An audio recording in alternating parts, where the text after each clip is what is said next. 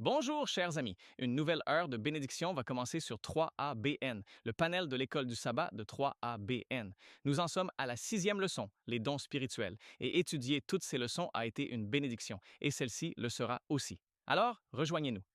Cependant, si vous n'avez pas de leçon, nous vous encourageons à visiter le site 3abnsabbatschoolpanel.com où vous pouvez en télécharger une gratuitement. Vous pouvez également rejoindre votre Église adventiste du 7e jour local et vivre une expérience personnelle avec les membres de la famille de Christ.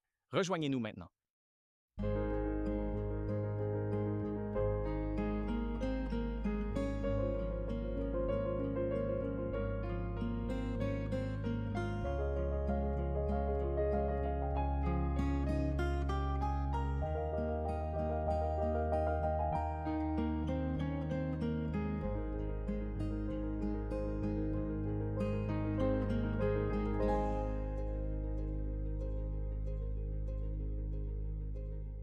Bonjour, chers amis. Bienvenue au panel de l'école du sabbat de 3ABN.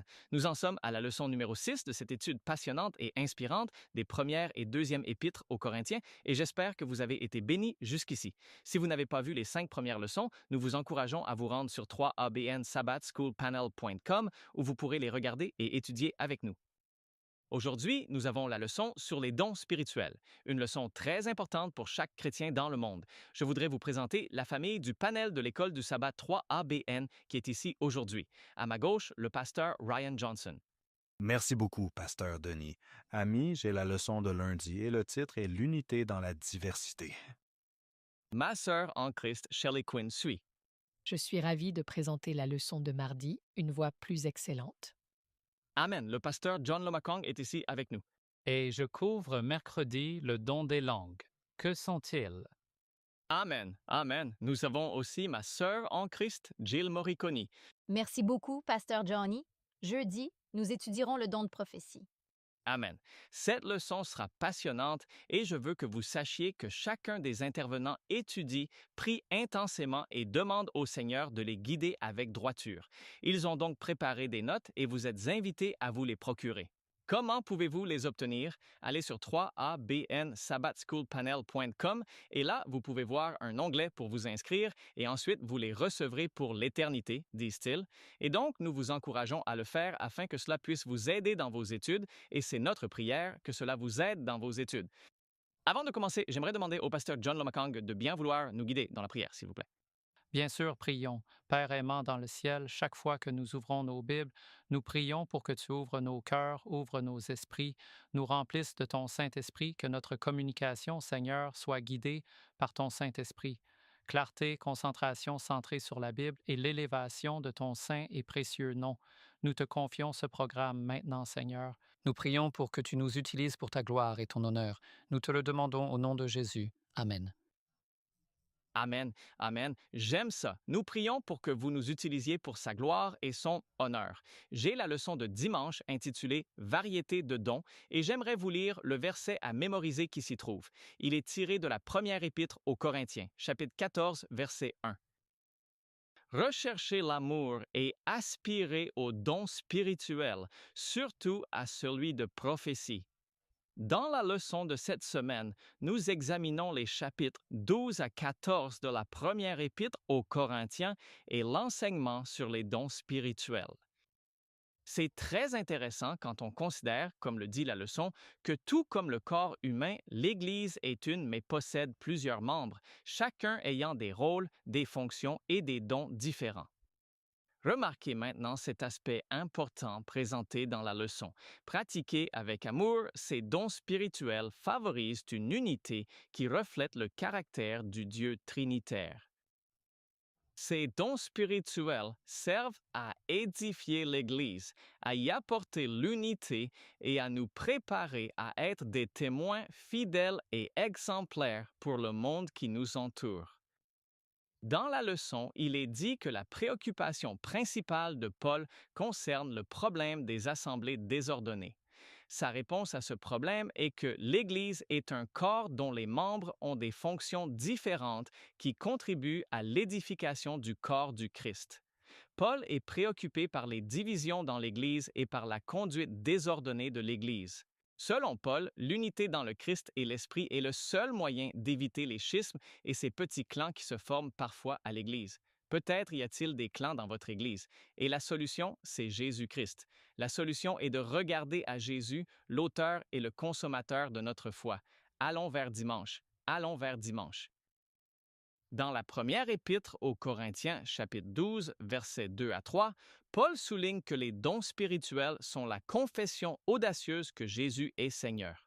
À l'époque, cette déclaration posait problème dans la région, car quiconque affirmait que Jésus est Seigneur s'opposait à César. Paul fait donc preuve d'une grande audace en faisant cette déclaration ou cette présentation.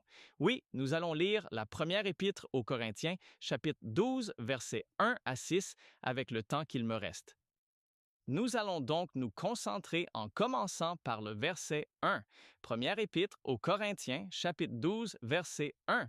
Pour ce qui est des dons spirituels, frères, je ne veux pas que vous soyez dans l'ignorance. En d'autres termes, Paul veut que les gens comprennent et qu'ils aient une connaissance approfondie des dons. Passons donc au verset 2. 1 Corinthiens 12, 2. Vous savez que lorsque vous étiez païen, vous vous laissiez entraîner vers les idoles muettes, suivant la direction qui vous était donnée. Aujourd'hui, quand on entend le mot muet, on pense souvent à quelqu'un que l'on considère comme moins intelligent que soi. Mais ici, nous parlons d'idoles qui ne peuvent pas parler. En fait, la Bible nous dit dans les psaumes 115 et aussi dans les psaumes 135 pratiquement les mêmes mots. Les idoles, elles ont des yeux, mais ne peuvent pas voir. Ils ont une bouche, mais ils peuvent aussi parler. Ils ont des mains, mais ils savent se toucher. Ils ont des pieds, mais ils savent marcher. Et Paul souligne ces choses pour nous aider à comprendre qu'il est plutôt insensé d'adorer des idoles plutôt que le Dieu vivant et puissant. J'aimerais vous rappeler le passage de la première épître de Pierre, chapitre 2, verset 9. C'est quelque chose de puissant à comprendre et à méditer. Il est écrit « Mais vous, vous êtes une race élue, un sacerdoce royal, une nation sainte, un peuple acquis, afin que vous annonciez les vertus de celui qui vous a appelés des ténèbres à son admirable lumière. » Vous étiez des païens entraînés vers divers idoles et l'immoralité, mais maintenant vous êtes une race élue, un sacerdoce royal. Et donc, dans le commentaire biblique adventiste du 7e jour, il est dit ceci. Cette expression montre qu'ils n'étaient pas capables de se maîtriser. Ils étaient irrésistiblement attirés par le culte des idoles par une force extérieure, une force qui agissait sans aucun doute sur leurs passions et leurs appétits pour leur faire croire qu'ils tiraient profit de leur pratique idolâtre, alors qu'en réalité, ils étaient en train de se perdre. Et c'est un point important à comprendre. Les gens sont trompés, ils croient vraiment en ces choses-là, et c'est quelque chose de très étrange quand on considère le nombre d'idoles qui existent. J'ai entendu dire qu'en Inde, je crois qu'ils disent qu'il y a plus de 100 millions de dieux. Et ils considèrent les arbres et les plantes comme des dieux. Je me souviens d'une fois au Mexique, nous rendions visite à cette communauté tribale indienne, cette communauté d'Indiens. Alors, en passant, j'essayais d'enregistrer certaines choses et le pasteur a dit « Fais attention, ne pointe pas la caméra vers ces objets. » Je la portais simplement comme si c'était un bagage. Alors, fais attention, ne la pointe pas vers cette plante, car pour eux, c'est un Dieu. Il existe donc différentes idées, mais il y a un seul vrai Dieu vivant qui mérite notre adoration, c'est lui qui nous a créés et il s'intéresse à chacun d'entre nous aujourd'hui. Ces idoles ne sont rien, elles sont fabriquées par des êtres humains en métal, en bois ou en pierre, ce ne sont donc pas vraiment Dieu. Encore une fois, selon le commentaire biblique, le Seigneur attire souvent l'attention sur le mutisme des faux dieux des païens pour démontrer la folie de leur adoration. Passons à la première épître aux Corinthiens, chapitre 12, verset 3. C'est pourquoi je vous déclare que nul, s'il parle par l'Esprit de Dieu, ne dit « Jésus est anathème » et que nul ne peut dire « Jésus est le Seigneur » si ce n'est par le Saint-Esprit. Paul attire leur attention sur le fait que Dieu agit en eux. Et maintenant, j'aimerais vous lire un passage de Marc, chapitre 9, verset 39. Mais Jésus dit, ne t'en empêchez pas, car il n'est personne qui, faisant un miracle en mon nom, puisse aussitôt parler mal de moi.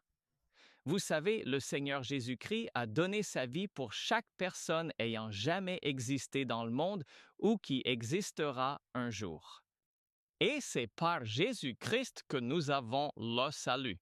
Alors, l'appeler Seigneur est tout à fait juste. Première épître aux Corinthiens, chapitre 12, verset 4. Il y a diversité de dons, mais le même esprit.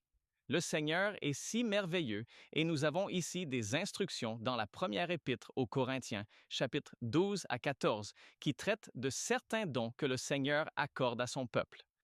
Il existe divers dons et tout le monde, en d'autres termes, Dieu ne donne pas tous les dons à une seule personne. Des dons différents sont accordés aux gens afin que toute la communauté des croyants puisse en bénéficier. Ainsi, le mot don, tel qu'il est présenté ici dans la leçon, charismata signifie littéralement don de grâce, une grâce qui vient du Seigneur. L'accent n'est pas mis sur le fait que chacun a un don, mais sur le fait que ce don vient de Dieu. Et puisqu'il vient de Dieu, c'est lui qui mérite reconnaissance et louange pour ce don. Parfois, en tant qu'humains, nous aimons féliciter et applaudir ceux qui ont accompli quelque chose, mais ils ne font qu'exercer un don reçu de Dieu. Avant tout, la gloire et l'honneur reviennent au Seigneur. Première épître aux Corinthiens, chapitre 12, verset 5. Il y a diversité de ministères, mais le même Seigneur. Et il y a diversité d'opérations, mais le même Dieu qui opère tout en tous. Dieu opère en tous, et il cherche à nous attirer à lui et à nous attirer les uns vers les autres pour l'édification de l'Église afin de susciter l'unité. Dans la leçon, les points suivants sont soulevés. La répétition de variétés souligne la multiplicité des dons. Ce que Paul nomme dons spirituels dans la première épître aux Corinthiens, chapitre 12, verset 1, est développé dans les versets 4 à 6 sous 3 angles différents, les dons, les services, les ministères et les activités. Bien que ces mots signifient des choses différentes, il est important d'établir une distinction subtile entre eux en raison du parallélisme du passage. Il faut aussi noter que les dons spirituels sont conçus pour promouvoir, l'unité fondée sur le caractère trinitaire de Dieu. Tous les dons devraient nous rassembler. Et vraiment, quand nous voyons un don chez quelqu'un, nous devrions louer Dieu. Amen. Car Dieu, dans sa miséricorde et son amour pour nous, a fait un don à quelqu'un. Et vraiment, si vous ne connaissez pas vos dons, demandez au Seigneur, Seigneur, révèle-moi quel est ce don. Vous savez, c'est très intéressant, alors que nous menions des campagnes d'évangélisation au Mexique, il n'y a pas si longtemps, l'une des personnes venues prêcher.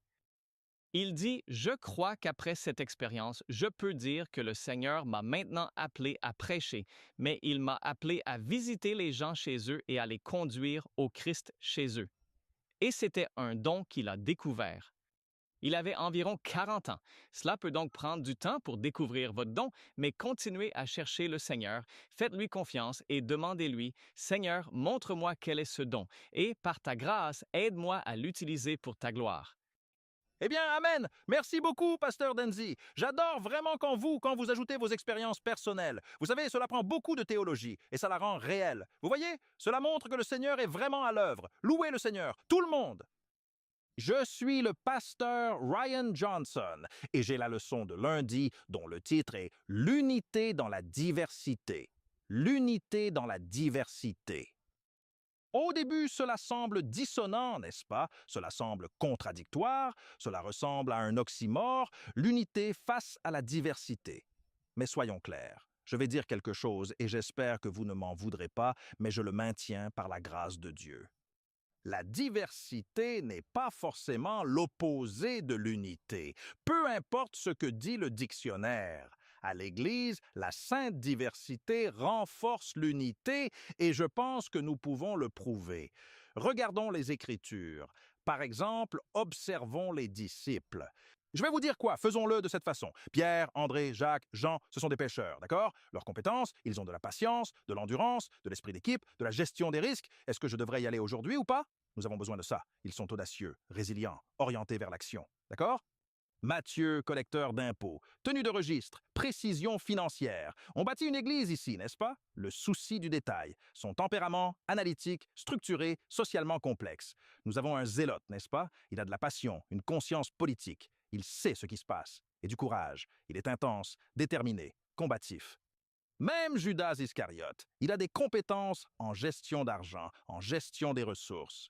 Il était peut-être un entrepreneur dans l'âme. Il est calculateur. Il est pragmatique. Nous avons ce que beaucoup considèrent comme des artisans, Philippe, Barthélemy, Thomas, Jacques, fils d'Alphée, Thaddée. Concrètement, réflexion, adaptabilité, pragmatisme, sens de l'observation et capacité d'apprentissage. Et Jésus a appelé ces profils variés, écoutez-moi, et il les a unis pour une mission. Et je soutiens qu'ils étaient plus forts grâce à leur diversité. Et s'ils avaient été 12 Judas? Oh là là, ils ne pouvaient pas tous être percepteurs d'impôts, n'est-ce pas? Je soutiens que l'unité ne s'oppose pas à la diversité quand on y ajoute Jésus. D'accord. Passons maintenant à la première épître aux Corinthiens, chapitre 12, où Paul introduit ce que nous appelons le langage de l'unité. Allons au verset 4. Il est écrit « Il y a diversité de dons, mais le même esprit. » Remarquez, la diversité, mais un seul esprit. Voici une source d'unité. Verset 8. À l'un est donné par l'esprit une parole de sagesse, à l'autre une parole de connaissance par le même esprit. Verset 9. À un autre, la foi par le même esprit. À un autre, les dons de guérison par le même esprit. À un autre, le don d'opérer des miracles. À un autre, la prophétie. À un autre, le discernement des esprits. À un autre, diverses sortes de langues. J'ai hâte d'écouter la leçon du pasteur Loma King. À un autre, l'interprétation des langues. Mais tout cela, c'est un seul et même esprit qui l'opère, le distribuant à chaque homme et à chaque femme comme il veut, encore et encore, le même esprit. Un seul esprit, des dons différents. Une seule source, des capacités différentes. Une mission. Verset 12, car comme le corps est un et possède plusieurs membres, et comme tous les membres de ce seul corps, malgré leur nombre, ne forment qu'un seul corps, ainsi en est-il du Christ. Voyez comment le Christ, au milieu, crée l'unité à partir de la diversité. Le langage de l'unité continue de s'étendre lorsqu'il parle de ce seul corps, un seul esprit. Verset 20, mais maintenant il y a plusieurs membres, divers, mais un seul corps. Donc, pour rester dans cette analogie, je veux que vous imaginiez quelque chose. C'est fou. Et si nous avions le temps, nous utiliserions probablement l'un de ces nouveaux outils informatiques pour créer ce graphique. Pouvez-vous imaginer un corps, mais qui ne serait fait que de mains? Juste, vous savez, des mains qui sortent de la chemise. Vous savez, rien que des mains partout. Eh bien, il y a des avantages si c'est le cas. Elles sont probablement très utiles. Vous avez compris le jeu de mots? Vous voyez comment le... Oui. Si vous avez besoin de quelque chose de réparé, vous devez appeler ce corps juste là. Peut-être qu'elles sont amicales. Salut, comment ça va? Vous pouvez saluer. Mais si vous devez aller quelque part, ce corps fait uniquement de mains n'est pas très efficace. Si vous devez voir quelque chose clairement, un corps qui n'est fait que de mains n'est pas aussi efficace. La diversité au travail n'est pas juste tolérée, elle est vitale, car avec la diversité au travail, nous pouvons être plus efficaces. Loué soit le Seigneur. Chacun fait ce que le Seigneur lui a demandé de faire, et grâce à cette efficacité, nous trouvons une plus grande unité dans le Christ. Nous pouvons donc être divers par conception. Nous pouvons être différents sans être définis par nos différences. Non. Nous pouvons être différents, mais unis en Jésus-Christ. Alors, regardez à nouveau ces disciples. Nous avons des pêcheurs. Ces hommes se lèvent tôt. Ce sont des travailleurs manuels. Ils sont en harmonie avec la nature. Ils connaissent la météo. Vous allez demander aux pêcheurs, « Nous allons prêcher par ici. Quel temps fera-t-il aujourd'hui, Pierre? » Pierre observe la météo depuis toujours. C'est un atout précieux dans l'équipe. Ils connaissent les marées, les courants. Ils sont pragmatiques. Ils ont l'esprit pratique. Vous avez des publicains qui ont le sens des affaires. Ils comprennent les systèmes. Ils sont doués pour la paperasse. Il nous faut des bulletins. Voyez-vous comment la diversité crée une sainte unité? Mais je veux me concentrer brièvement sur Judas, car avec le recul, nous avons tendance à penser ou à agir comme si Judas n'avait pas sa place dans l'Évangile, alors qu'il l'avait. Il l'avait. Le Seigneur aurait pu utiliser Judas, et le Seigneur, ayez pitié, peut m'utiliser. Il y a une place pour chacun dans cette diversité et cette unité du corps. Alors, qu'est-ce qui a fait que cela fonctionne? Réunir tout un tas de gens différents, d'horizons et de tempéraments variés, ce n'est pas un mystère, c'était le Christ. Les disciples sous une autre direction auraient été un désastre, mais sous Jésus, ce fut une merveilleuse révolution. L'Évangile se répandant dans le monde entier et l'Évangile lui-même les a unis. Avez-vous déjà pensé à la façon dont le travail unit les gens? Je vous le dis, une chose que je fais quand j'arrive dans une église en tant que nouveau pasteur, c'est d'observer, et parfois vous ne le dites même à personne.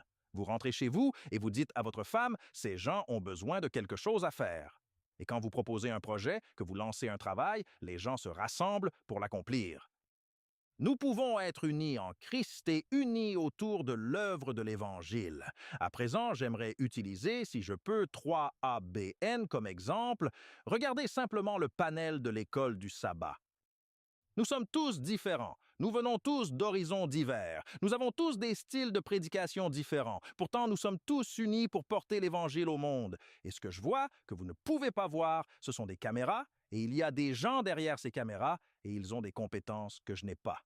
Et au-delà, il y a une régie avec des experts en informatique qui travaillent, tous différents, mais unis en Christ et par l'œuvre. Plusieurs membres, pas un corps fait que de mains, ni un corps fait que de pieds.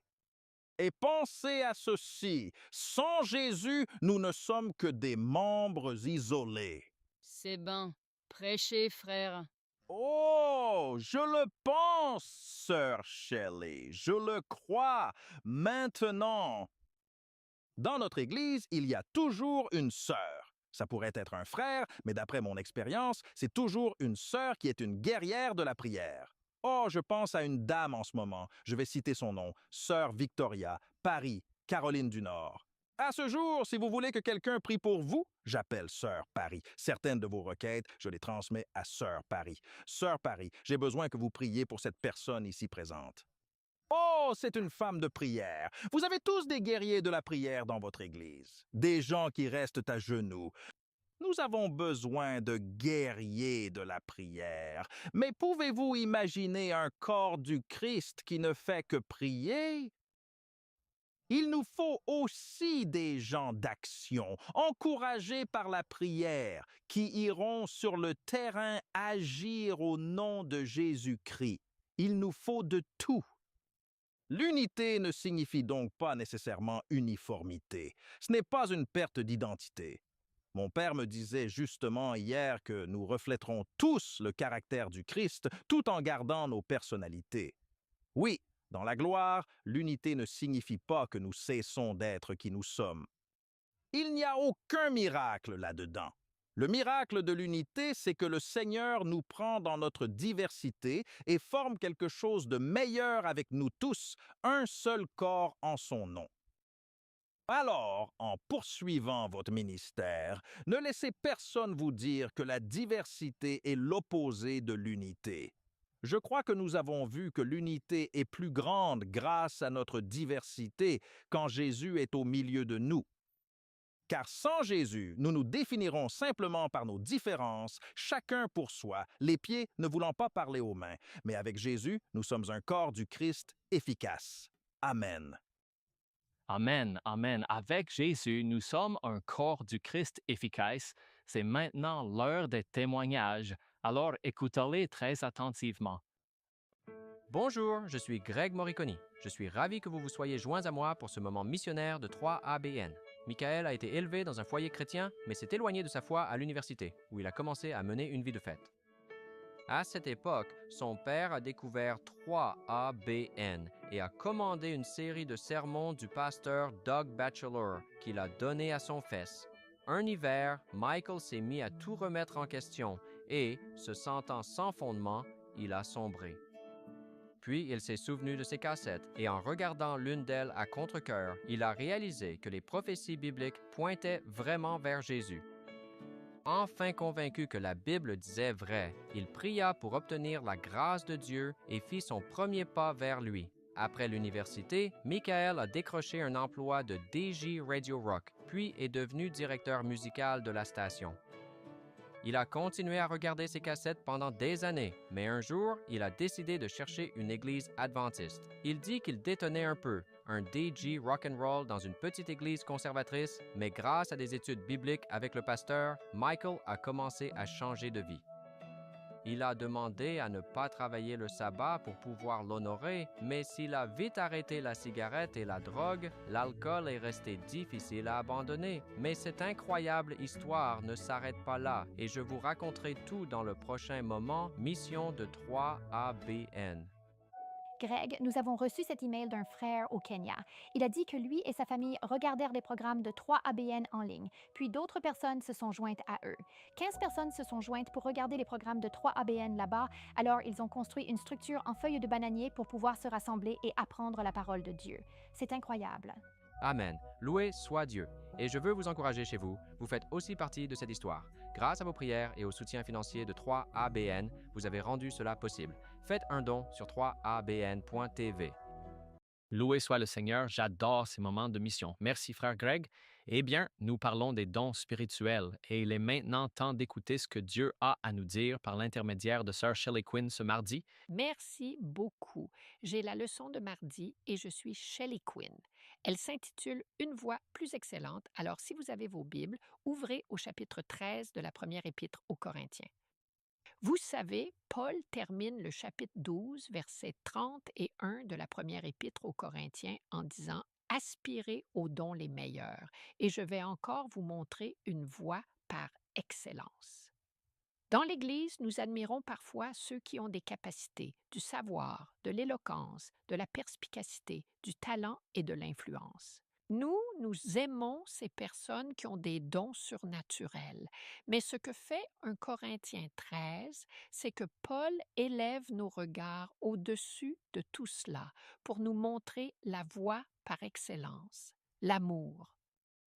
L'amour n'est pas qu'une vertu parmi tant d'autres, ce n'est pas juste un don spirituel parmi les autres. L'amour est l'atmosphère dans laquelle chaque don spirituel doit opérer pour avoir du sens. L'esprit d'amour donne à chaque don sa beauté, son utilité et sa finalité christique. Et sans amour, l'activité spirituelle la plus impressionnante devient un bruit vide. Regardons le premier épître aux Corinthiens, chapitre 13, verset 1. Paul commence ce verset avec un langage surprenant, vraiment.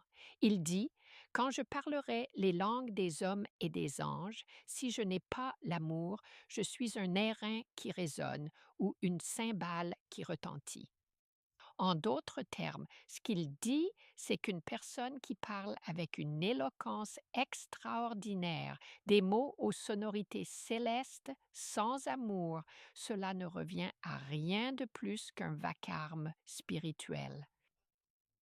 Le bruit peut attirer l'attention, mais le bruit ne transforme pas les cœurs. L'amour est ce qui fait d'un discours un ministère. Regardons le verset 2, 1 Corinthiens 13, 2.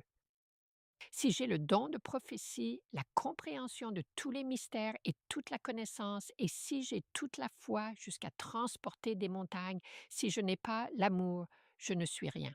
Vous savez, c'est un verset qui nous remet à notre place, n'est-ce pas? Je vous le dis, vous pouvez posséder le savoir et la perspicacité, une foi et des capacités remarquables. Pourtant, Paul dit que sans amour, ce n'est pas seulement de peu de valeur. Il dit que sans amour, nous ne sommes rien. Rien. C'est un avertissement qui donne à réfléchir pour l'Église, car il est possible d'être instruit doctrinalement tout en étant spirituellement cruel. On peut être doué sans pour autant faire preuve de grâce. Vous pouvez défendre la vérité, mais échouer à refléter le caractère du Dieu de vérité. Le ciel n'est pas impressionné par nos dons s'ils sont exercés sans amour. Dans la première épître aux Corinthiens, chapitre 13, verset 3, Paul va plus loin. Il dit, « Et quand je distribuerai tous mes biens pour la nourriture des pauvres, et quand je livrerai mon corps pour être brûlé, si je n'ai pas l'amour, cela ne me sert de rien. » Même le sacrifice, s'il est déconnecté de l'amour, perd sa valeur spirituelle. N'est-ce pas incroyable? Cela signifie que l'amour n'est pas optionnel, il est essentiel, c'est exact. L'amour est au cœur de notre vie chrétienne. L'amour est indispensable. Pourquoi? Parce que l'amour est la nature même de notre Dieu. 1 Jean 4, 8, Dieu est amour. Tout ce que Dieu fait découle de sa nature aimante. Sa vérité est une vérité d'amour. Sa justice est une justice aimante. Sa correction est une correction aimante. Oui, son salut est l'amour en action, la croix elle-même. Romains 5, 8. Dieu prouve son amour envers nous en ce que, lorsque nous étions encore pécheurs, Christ est mort pour nous. Ainsi, quand Paul décrit l'amour, il ne liste pas simplement des idéaux moraux, il décrit la vie du Christ. Il nous montre ce que l'Esprit veut produire en chaque croyant. Écoutez maintenant la beauté et la profondeur de ce verset. 1 Corinthiens 13, 4. L'amour est patient, il est plein de bonté. L'amour n'est point envieux. La patience et la bonté ne sont pas des signes de faiblesse, ce sont des preuves puissantes que votre cœur est dirigé par le Christ. La patience retient l'irritation. La bonté choisit la tendresse. Et vous savez quoi? Dans ce monde dur et ancien, la patience et la bonté témoignent de l'évangile de l'amour. Paul dit, l'amour n'est point envieux. L'amour n'est pas menacé par le don d'une autre personne, ou son succès, ou sa reconnaissance, ou son utilité. Vous savez ce que dit l'envie?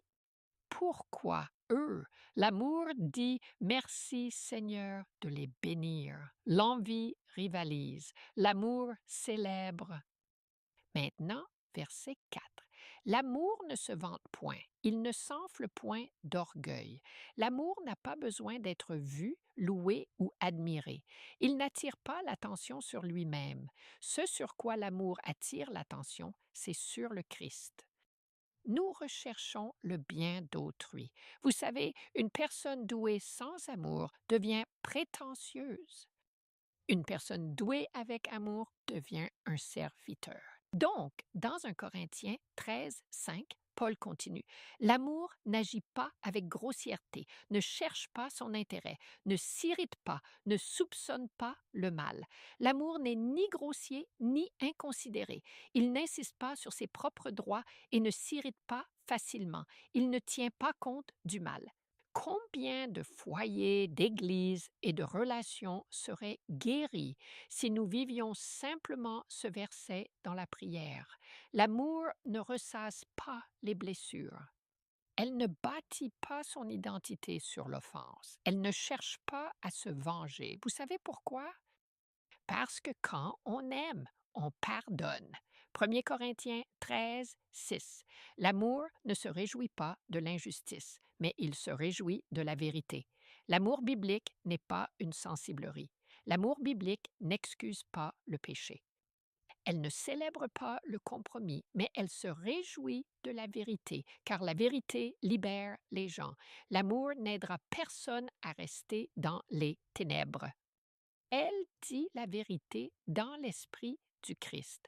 Dans Éphésiens 4, 15, Paul nous dit « Dites la vérité avec amour ». Maintenant, il nous dit au verset 7, 1 Corinthiens 13, 7, « L'amour supporte tout, croit tout, espère tout, endure tout. » Pourquoi? C'est inébranlable et persévérant. Ça n'abandonne pas quand les relations deviennent difficiles ou s'effondrent sous la pression. Ça continue de faire confiance à Dieu, d'espérer en la grâce et de persévérer avec une sainte endurance. Ce n'est pas étonnant que Paul place le chapitre 13 de la première épître aux Corinthiens entre les chapitres 12 et 14, où il est question des dons spirituels. Il nous enseigne que ces dons sans amour pourraient être dangereux pour l'Église. Mais les dons guidés par l'amour édifient le corps du Christ. L'amour est donc la clé du bon usage de chaque don. Peu importe que vous enseignez, prêchiez ou chantiez, vous avez besoin d'amour.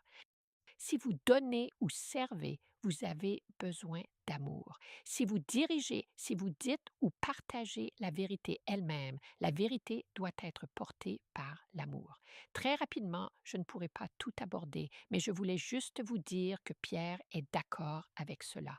Permettez-moi de lire la première épître de Pierre, chapitre 4, verset 8 et verset 10.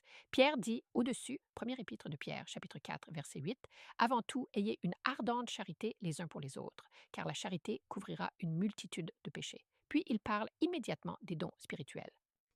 Au verset 10, « Comme chacun a reçu un don, mettez-le au service des autres en bons intendants de la grâce variée de Dieu. » Le lien est donc clair. L'amour ne peut être séparé du ministère. L'amour est ce qui rend notre ministère vraiment semblable à celui du Christ. Amen. Merci, Shelley. Merci, Pasteur Denzi, Pasteur Johnson. Et je vais préparer ça pour toi, Jill. Je sais que tu es prête. Nous parlons des langues aujourd'hui et je voulais juste partager quelque chose avant d'aborder le sujet. La mission mondiale exige une transmission mondiale. Je veux que vous saisissiez cela. Comment des Galiléens peuvent-ils porter un message qu'ils comprennent en langue galiléenne au monde entier? Une mission mondiale exige une transmission mondiale. Commençons par la mission mondiale. Matthieu 28, 18 à 20, Jésus, s'étant approché, leur parla ainsi. Tout pouvoir m'a été donné dans le ciel et sur la terre. Allez, faites de toutes les nations des disciples. Combien de nations? Toutes les nations. Une mission mondiale exige une transmission mondiale. Et je vais plonger au cœur du chapitre 2 du livre des Actes.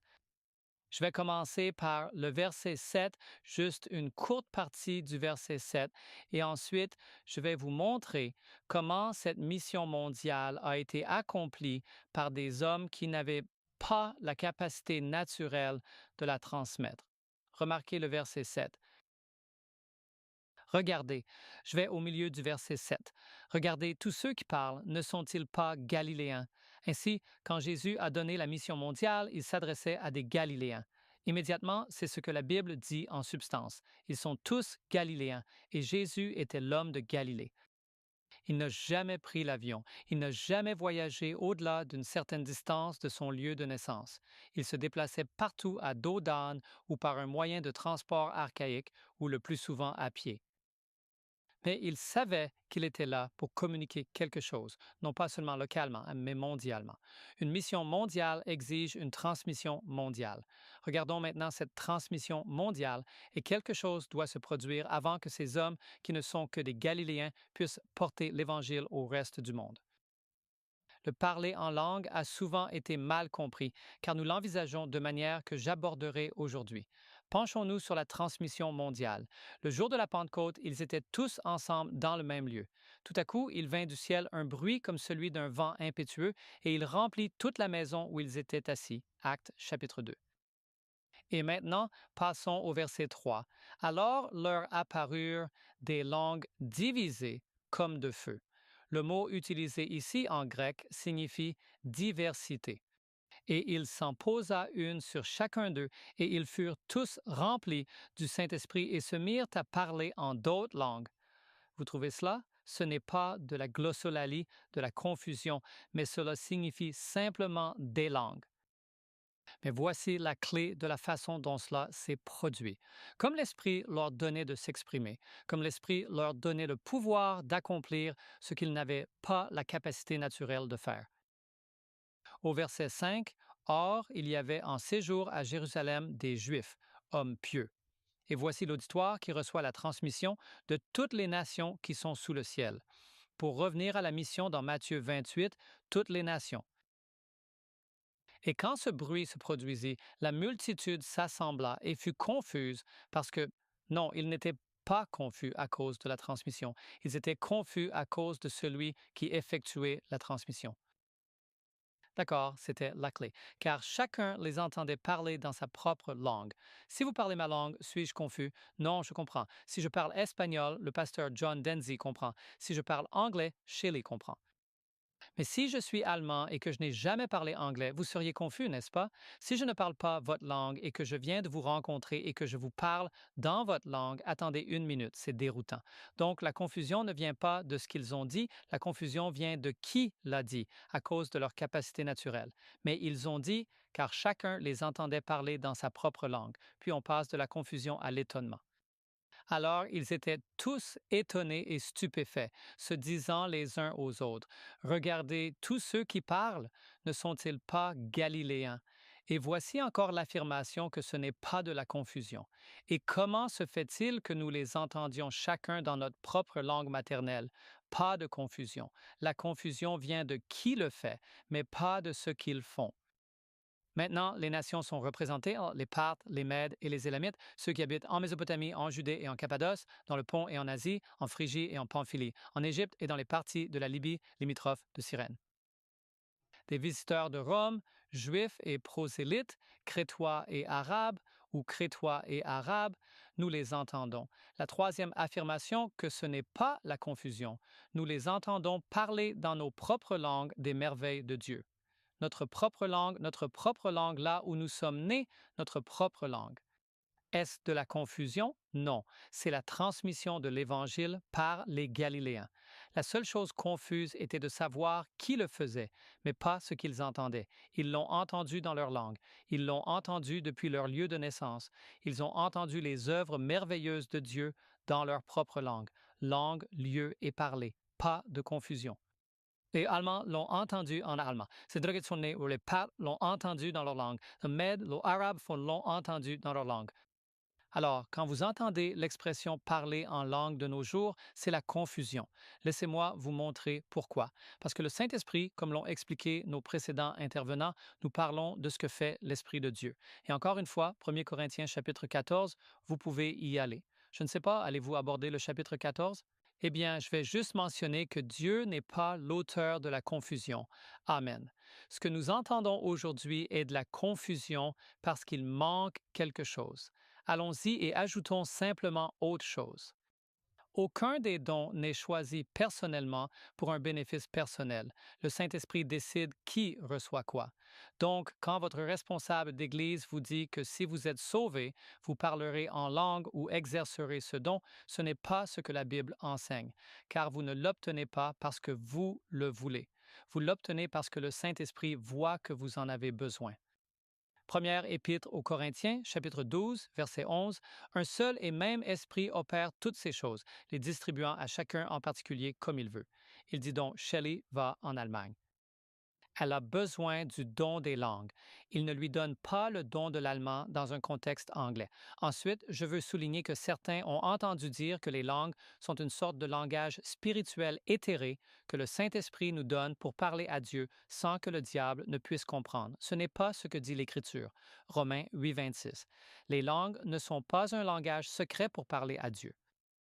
Le Saint-Esprit parle à Dieu d'une manière dont nous ne pourrons jamais lui parler. Romains 8, 26. De même, l'Esprit nous aide dans notre faiblesse.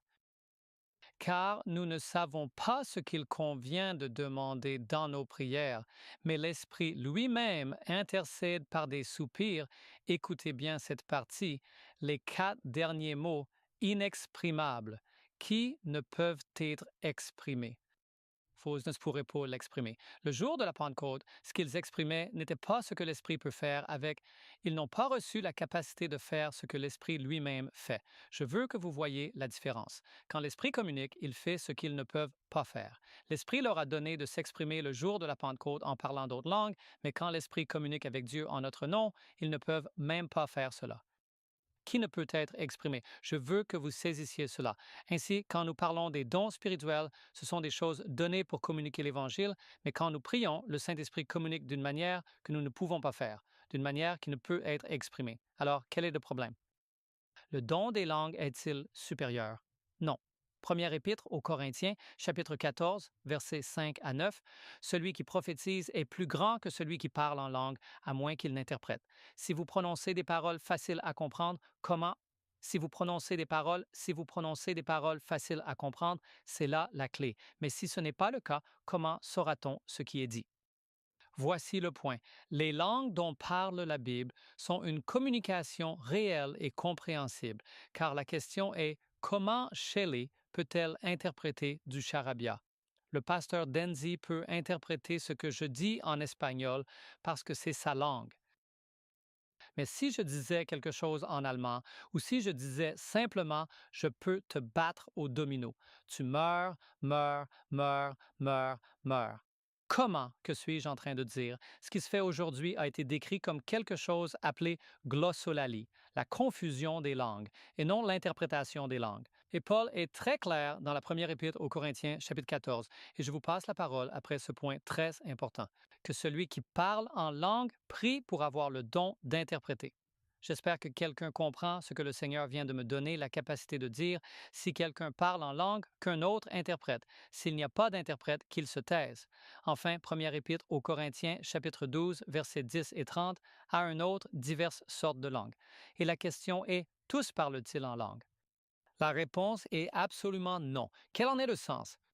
Le parler en langue est un don parmi tant d'autres, non accordé à chaque croyant, et ce n'est pas un signe requis de spiritualité.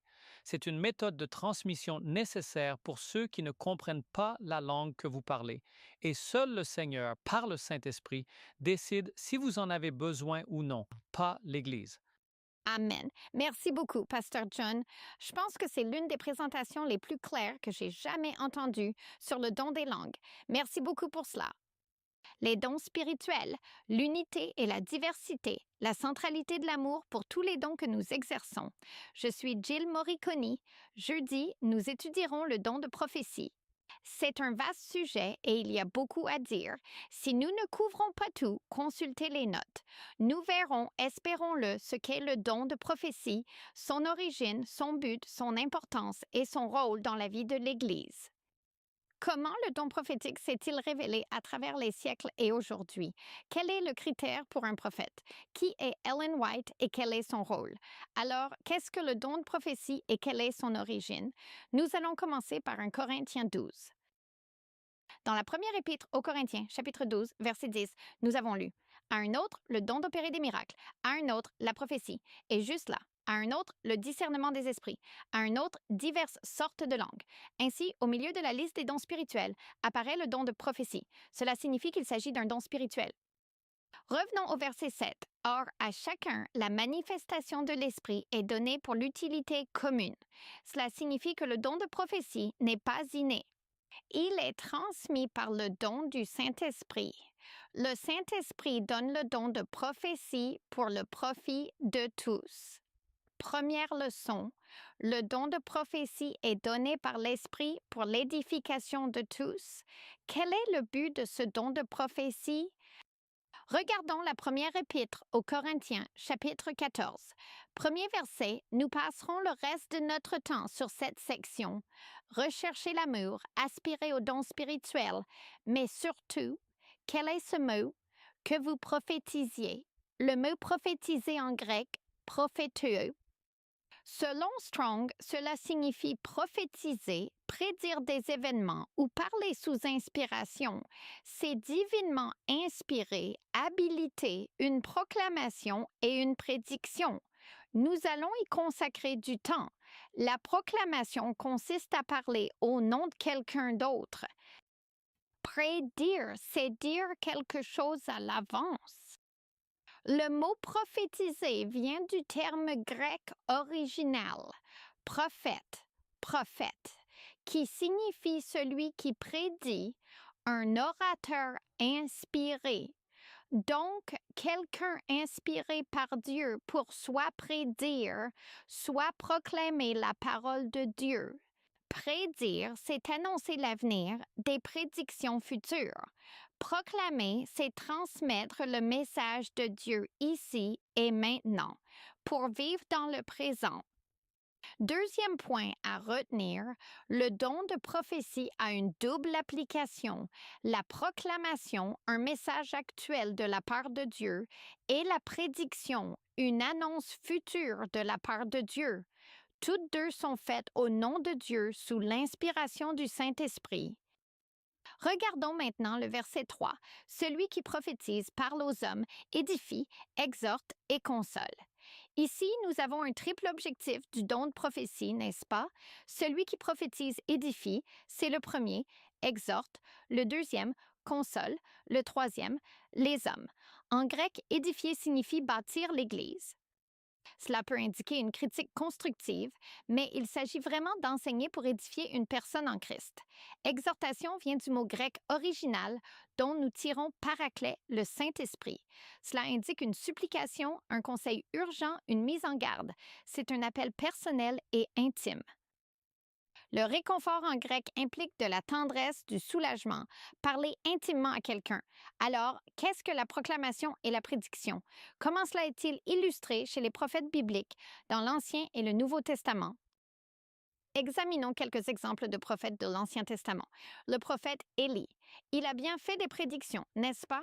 Il a annoncé à Achab qu'il allait pleuvoir, enfin qu'il y aurait une famine et une période sans pluie. C'est cela, la prédiction. Mais l'essentiel de son ministère était de proclamer, appelant la nation à la repentance, prêchant contre l'idolâtrie et le culte des idoles. Qu'en est-il du prophète Élisée? La majeure partie de son œuvre prophétique consiste à proclamer, délivrant des messages directs de conseil et de repentance aux autres. Qu'en est-il du Nouveau Testament? Acte 15:32, Judas et Silas, qui étaient eux-mêmes prophètes, on nous dit donc qu'ils sont prophètes, exhortèrent et fortifièrent les frères par de nombreux discours.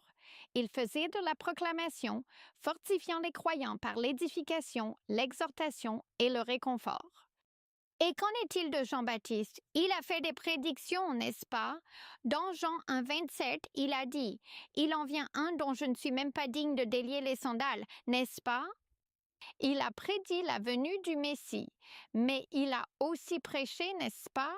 Il a appelé à la repentance et à la réforme. La prédiction, annoncer l'avenir, est aussi très biblique. Amos 3:7 nous dit « Le Seigneur Dieu ne fait rien sans révéler son secret à ses serviteurs les prophètes. » Cela signifie que le Saint-Esprit inspire les prophètes pour prédire des événements futurs.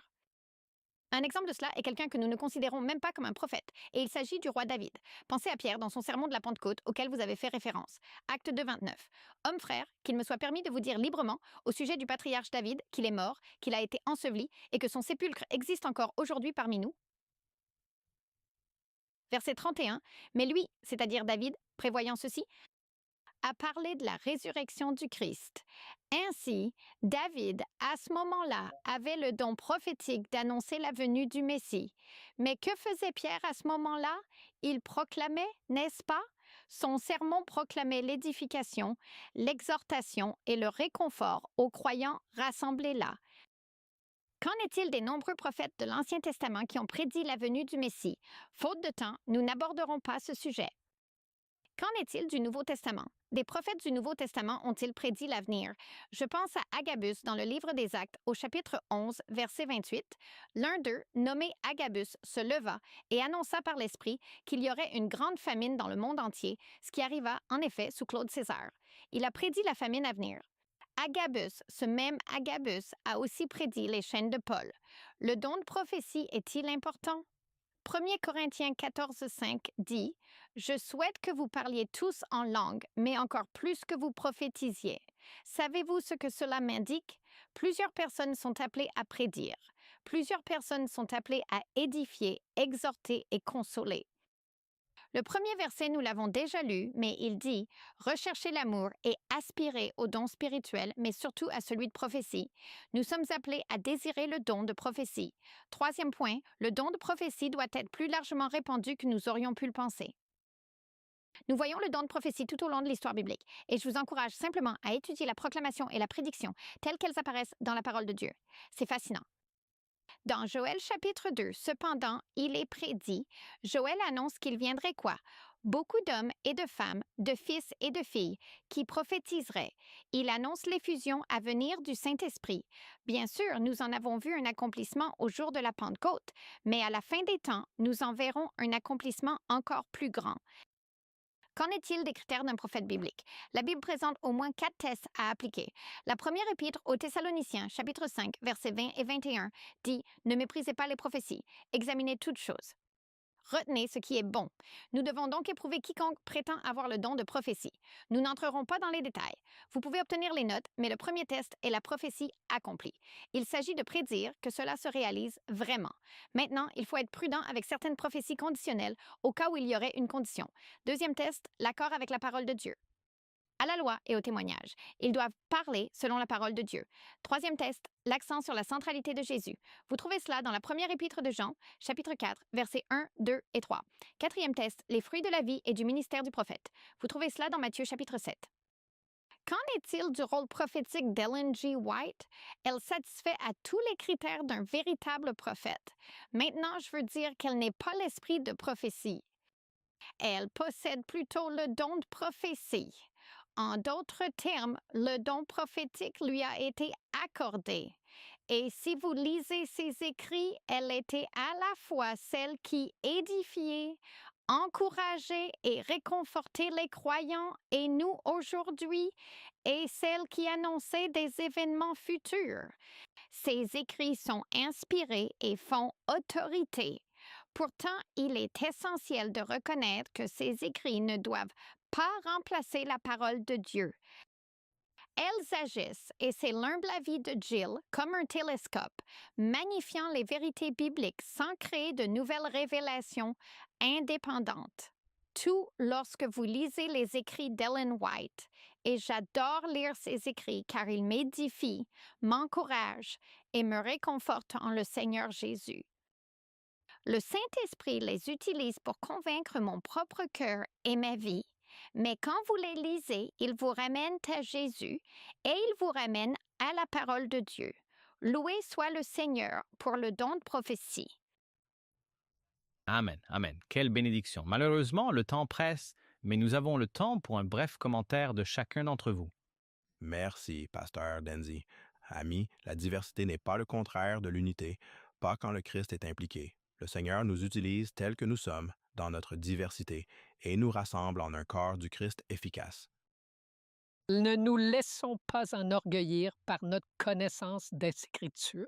Sachons que l'amour édifie quand nous partageons, et sans amour, nous ne sommes rien. 4 points très importants sur les langues. Premièrement, les langues doivent être comprises pour édifier. Deuxièmement, l'interprétation prouve qu'il s'agit d'une vraie langue. Troisièmement, tous ne parlent pas en langue. Ce n'est pas un don universel.